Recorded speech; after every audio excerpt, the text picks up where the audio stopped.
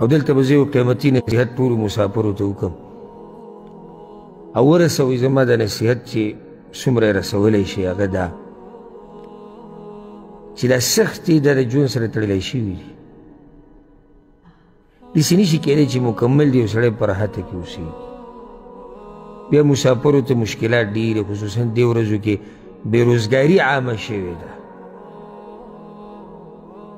او هلته په ملک کې هر څه ګران شوي دي او مطالبې د خپلوانو ډېرې شوي دي او بچي شي او ښځې شي او مور پلار شي او خپلوان او غم ښادي او دلته ځان ساتل شي ګران او به کې کار نه که کار یو څو ورځې بیا سې ناستي پای کې بیا دلته د چې کوم خپله خرچه شي او د کور شي او د اوسېدو شي دا مسلې هله یو انسان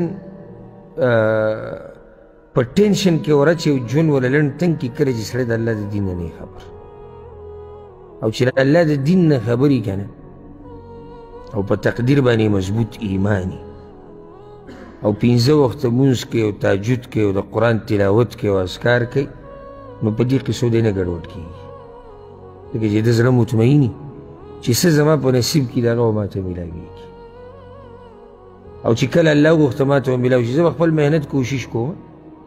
که څه په لاس رالو یو ښه ده که رانهلو یو هم ښه ده ځکه زما په نصیب کې ده خو دومره وهمونه او سوچونه او ټینشن چې سړی د ځان نه لیونی جوړ کړي دا صحیح طریقه نه ده او د دغې د لاسه بعضو پکې ځانونه وجلي دلته یې ځانونه وجلي ځانونه یې پانسي کړي دي او چا څه خوړلي او چا څه خوړلي ولې وایي کار یې نه نو کار یې نه ته ځان وجلي یا غریبي او ته به خودکشي کوې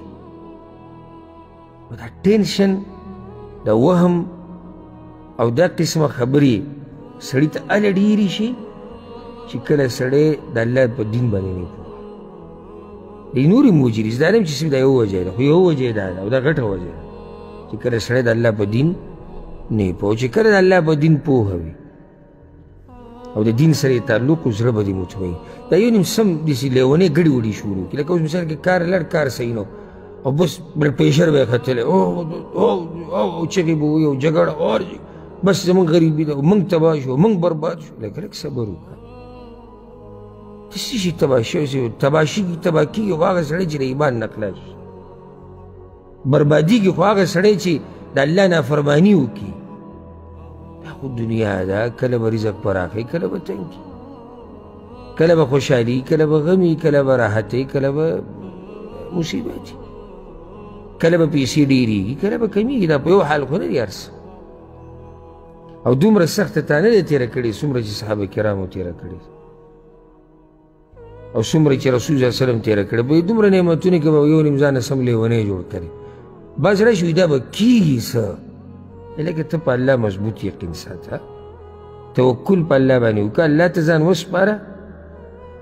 ورسره اسباب لټوه په حدودو کې دننه اسبابو کې هم زیاتی نه دا نه چې اسباب لټوم او هر څه مې پسې پرېښودي دي شپه ورځ مې یو کړې ده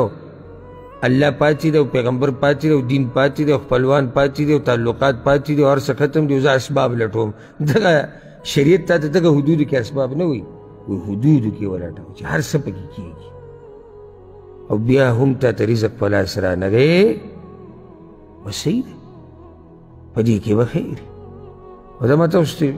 څو بیانونه کې ویلي چې په دې ټکي ځان عادت کوي چې په دې کې به خیر داسې موږ دلته درس کې ټول په اسانه ووایو دې کې به خیر وي داسې ورته خوشحاله شو